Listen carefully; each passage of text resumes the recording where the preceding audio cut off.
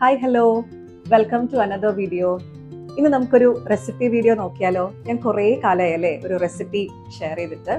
അപ്പോൾ ഇന്ന് നമുക്ക് കാന്താരി പനീർ റെസിപ്പി തന്നെ ഷെയർ ചെയ്യാം. അതും ഞാൻ കുറച്ച് നാളായിട്ട് ഇപ്പം ചെയ്യാം എന്ന് പറഞ്ഞ് ഇങ്ങനെ പെൻഡിങ്ങിൽ വെച്ചൊരു ഐറ്റം ആയിരുന്നു. അപ്പോൾ എന്തായാലും നമുക്ക് ഇന്ന് കാന്താരി പനീറിന്റെ റെസിപ്പി നോക്കാം. So welcome to the video.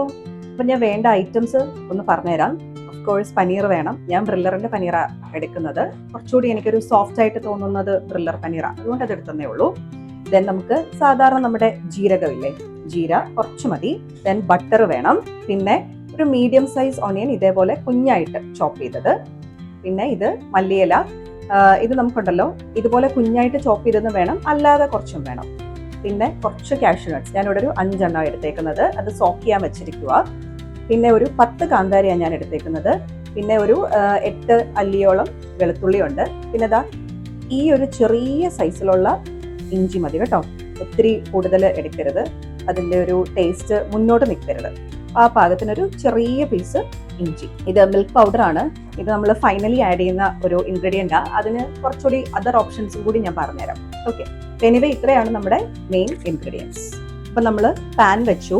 ഈ പാൻ ഒന്ന് ചെറുതായിട്ട് ചൂടായി വരുമ്പോഴേക്കും ബട്ടർ ആഡ് ചെയ്യുക.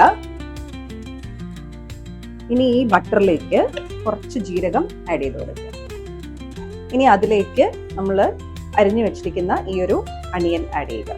ഇതൊരു മീഡിയം സൈസ് ആണ്. 100 ഗ്രാം പനീറിനാണ് ഞാനിപ്പോൾ ഇത് പ്രിപ്പയർ ചെയ്യണേ. ഇനി ഇത് നന്നായിട്ട് സോത്ത് ചെയ്യാം. ഇത് സോത്തായി വരുന്ന സമയത്ത് നമുക്ക് ബാക്കി ഇൻഗ്രീഡിയൻസ് എല്ലാം ഒന്ന് ബ്ലെൻഡ് ചെയ്തെടുക്കാം. അപ്പൊ നമ്മൾ ഇതിലേക്ക് ആഡ് ചെയ്യുന്നത് മല്ലിയില, പിന്നെ ഇഞ്ചി, വെളുത്തുള്ളി, ദെൻ കാന്താരി, അതുപോലെ നമ്മൾ സോക്ക് ചെയ്ത് വെച്ചിരിക്കുന്ന നട്ട്സ്. ഞാൻ അത് വെള്ളത്തോട് കൂടിയിട്ട് തന്നെയാണ്. ഇനി ഇത് നന്നായിട്ട് നമുക്ക് ബ്ലെൻഡ് ചെയ്തെടുക്കാം.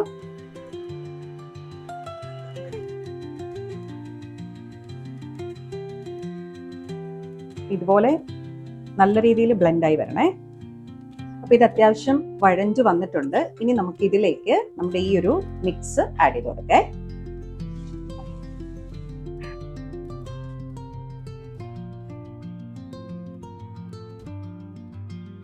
ഇനി നമ്മൾ ആവശ്യത്തിന് ഉപ്പ് ആഡ് ചെയ്ത് കൊടുക്കുക. ഈ ചെറിയതായിട്ട് ഒന്ന് തിളക്കട്ടെ.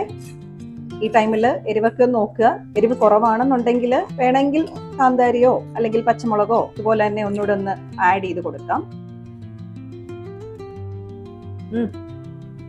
സൂപ്പർ.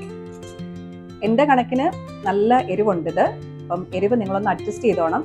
ഭയങ്കര എരിവ് വേണ്ടെന്നുണ്ടെങ്കിൽ ആ കാന്താരിയുടെ എണ്ണ ഒന്ന് കുറച്ചാൽ മതി. ഇച്ചിരൂടെ എരിവ് വേണമെന്നുണ്ടെങ്കിൽ ഈ ടൈമിൽ ഒന്നുകൂടെ ക്രഷ് ചെയ്ത് ആഡ് ചെയ്താലും മതി. അതുപോലെ കാന്താരിക്ക് പകരം നമുക്ക് പച്ചമുളക് വെച്ചും ഇത് ഉണ്ടാക്കാം. അത് ഞാൻ ട്രൈ ചെയ്തിട്ടുണ്ട്. പക്ഷെ എനിക്ക് അതിലും കുറച്ചുകൂടി ടേസ്റ്റ് ഫീൽ ചെയ്തത് ഈ കാന്താരി വെച്ച് ചെയ്യുന്നതിലാണ്. അപ്പൊ ഇത് ചെറുതായിട്ട് ഇങ്ങനെ തിളച്ചു വരുന്നുണ്ട്. നമുക്ക് ഇനി ഇതിനകത്തേക്ക് പനീർ ആഡ് ചെയ്യാം. എന്നിട്ട് പനീർ അതിൽ കിടന്നിങ്ങനെ തിളച്ച് വേവണം. അത്രേ ഉള്ളൂ.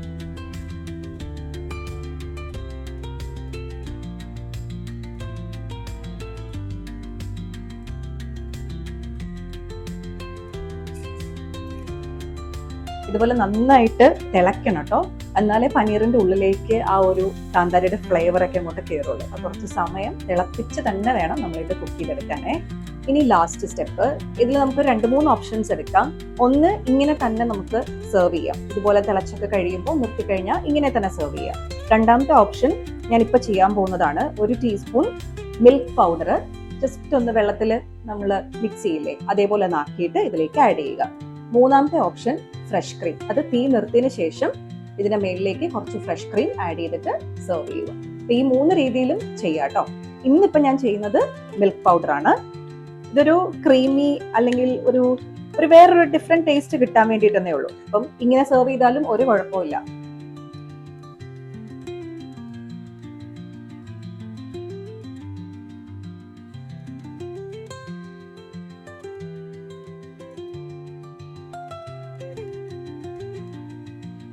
ഞാൻ ഫ്ലെയിം ഓഫ് ചെയ്തു കേട്ടോ.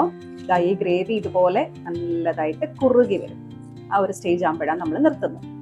Hi, super. ഇനി ഇതിനകത്തേക്ക് നമ്മൾ ചോപ്പ് ചെയ്ത് വെച്ചിരിക്കുന്ന കൊറിയാണ്ടർ ലീവ്സ്, മല്ലിയിലയും കൂടെ ആഡ് ചെയ്ത് കഴിയുമ്പോൾ പരിപാടി കഴിഞ്ഞു.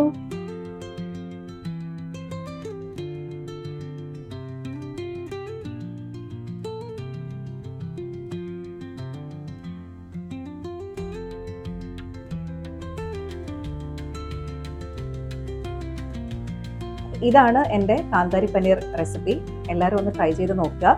കാന്താരിക്ക് പകരം പച്ചമുളക് ഇട്ട് നിങ്ങൾക്ക് ചെയ്യാം. അതുപോലെ മിൽക്ക് പൗഡറിന് പകരം ഫ്രഷ് ക്രീം ഉപയോഗിക്കാം. ഇനി ഇതൊന്നും ആഡ് ചെയ്തില്ലെങ്കിലും നല്ല ടേസ്റ്റാണ്. അപ്പോൾ കാന്താരി പനീറിൻ്റെ റെസിപ്പി എല്ലാവരും ഒന്ന് ട്രൈ ചെയ്ത് നോക്കുക. എന്നിട്ട് please do let me no in comments നിങ്ങൾക്ക് ഇഷ്ടപ്പെട്ടോ, എങ്ങനെ ഇല്ലായിരുന്നു എന്നൊക്കെ. അപ്പോൾ നമുക്ക് വേറൊരു വീഡിയോയിൽ കാണാം. Till then tata bye.